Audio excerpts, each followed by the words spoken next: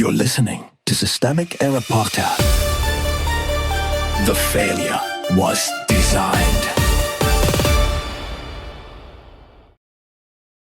Arkansas whites-only community sues UK media giant for defamation, based on an article by Matthew Rouser.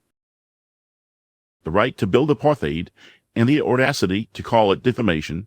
The real story: a group of men built a whites-only residential project in Arkansas, drew attention for it, and then sued a broadcaster for portraying them as racists. The complaint, according to the source, centers on a doctored image, selective editing, and a social post they deny controlling. That is the narrow legal fight. The political story is simple men who openly organize exclusion are trying to convert exposure into injury and accountability into persecution. Who has power here? The men behind Return to the Land are not powerless victims of a hostile press. They bought land, organized a segregated project, attracted donors, and inserted themselves into a far-right network that already knows how to monetize grievance. That is institutional power at the local level and ideological power online. The broadcaster has reach, the men have the initiative. They chose the project, chose the ideology, and now choose litigation as a defensive weapon. What the lawsuit is doing, this is not just a defamation claim. It is a familiar reactionary maneuver to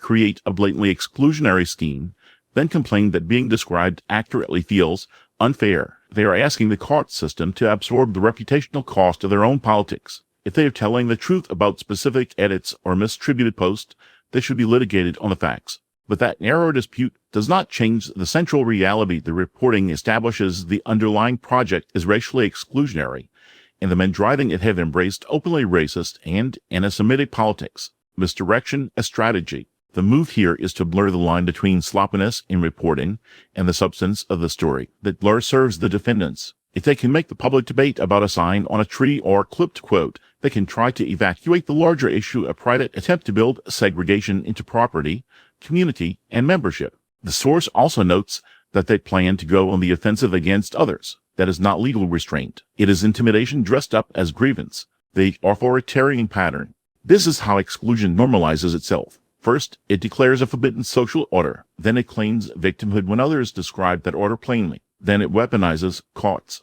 online influence, and donor money to make the racist project seem like a misunderstood lifestyle choice instead of what it is: organized discrimination with a public relations plan. The reporting's weakest point is not the existence of the lawsuit.